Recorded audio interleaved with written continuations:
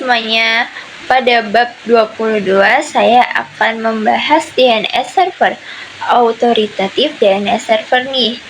Nah, yang pertama ini konsep autoritatif DNS server. Autoritatif DNS server adalah server yang menyimpan data domain secara langsung dalam bentuk file zona.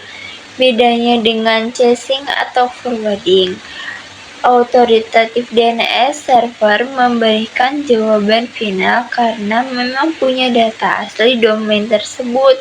Contohnya, ketika kita punya domain example.com, server ini yang tahu alamat IP untuk www.example.com atau mail.example.com.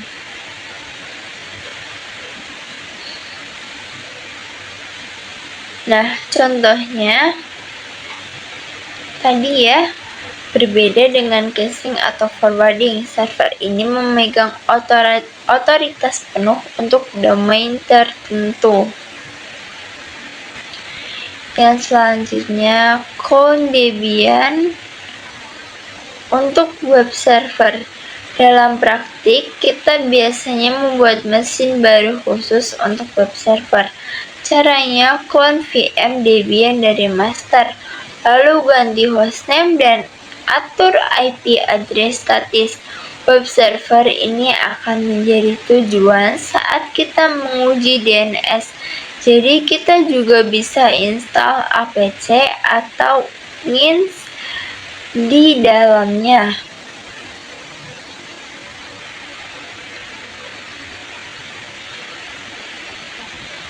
Tujuannya tuh membuat mesin terpisah sebagai web server untuk uji coba. Langkahnya, clone VM Debian dari template atau master, atur hostname, IP address statis, dan pastikan bisa ping ke DNS server. Lalu terakhir, install web server, misalnya Apache 2 atau ngins untuk menghost domain. Selanjutnya, konfigurasi zona file. Membuat konfigurasi zona file ya. Zona file itu berisi catatan tentang domain, seperti siapa nama servernya, alamat IP untuk host www, atau catatan lainnya. Konfigurasinya ditulis di name.conf lokal, lalu kita buat file lib example.com berisi record. Misalnya www diarahkan ke IP web server, sedangkan ns1 diarahkan ke IP DNS server.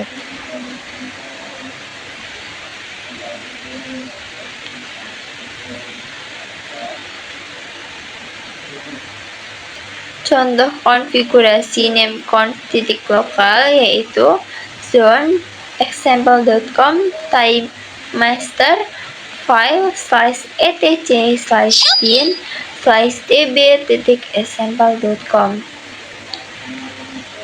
Nah, lalu ini ada contoh isi filenya ya, itu ada, saya berikan.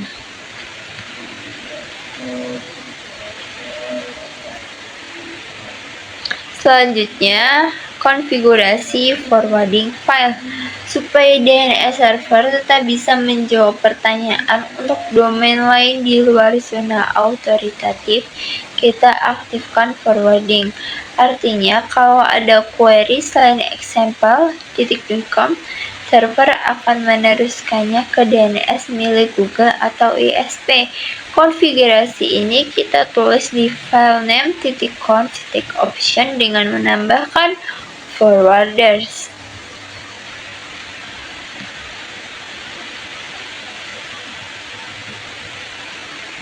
Nah, jadi forwarding ini digunakan agar query domain lain di luar zona autoritatif tetap bisa diteruskan. Nah, edit file /etc/bin/name.conf.option option forwarder 8.8.8.8 8.8.4.4 allow query any. Nah, selanjutnya konfigurasi reverse file.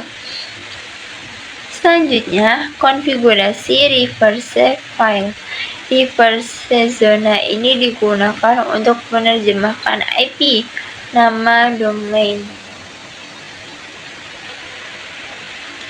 Nah, selain name to IP, kita juga perlu setting kebalikannya ya, yaitu IP to name atau reverse DNS.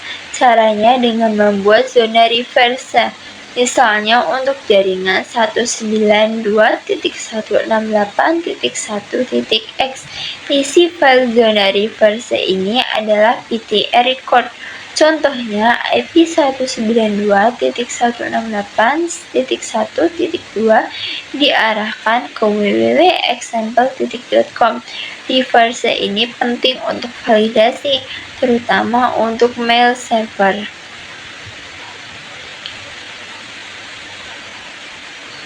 Nah, reverse zona ditambahkan di name conf.local ya. Ini bisa di copy yang saya tunjukkan di PowerPoint saya. Lalu selanjutnya verify konfigurasi dan restart server. Setelah semua konfigurasi dibuat, kita harus cek apakah ada kesalahan sintaks. Perintahnya yaitu name min check conf untuk konfigurasi utama dan name min section untuk zona file. Kalau tidak ada error, kita restart service bin 9 supaya konfigurasi aktif ya.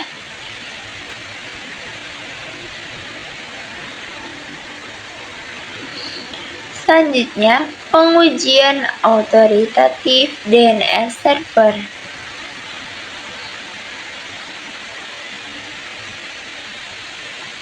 Yang terakhir ini adalah pengujian. Di sisi klien, kita arahkan resolver ke IP DNS server dengan mengubah file /etc/resolve.conf.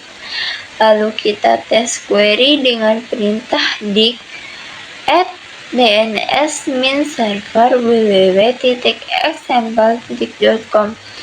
Kalau konfigurasi benar, hasilnya akan menunjukkan IP web server kita.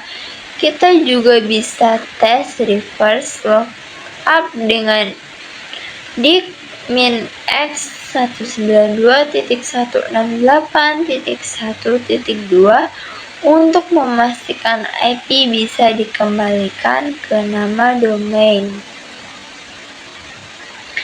Jadi dari klien edit /etc/resolve.conf isi IP DNS server. Tes dengan perintah yang sudah saya taruh di PowerPoint. Nah, jika berhasil, query domain akan resolve ke IP sesuai zona, dan IP bisa resolve balik ke hostname lewat reverse DNS. Nah, selesai sudah pada bab ke-22 pembahasan saya tentang konsep tentang DNS server autoritatif. Sampai jumpa pada video selanjutnya.